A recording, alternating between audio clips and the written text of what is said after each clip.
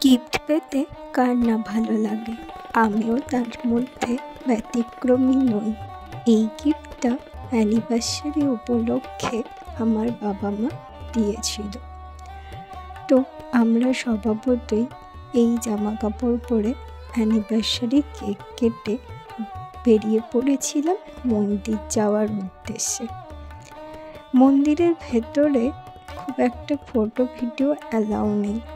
এটা আমার হাজব্যান্ডের স্টুডেন্টের বাবা ওখানে পোস্টেড ছিলেন, যিনি এই ফটোটা তুলে দিয়েছিলেন।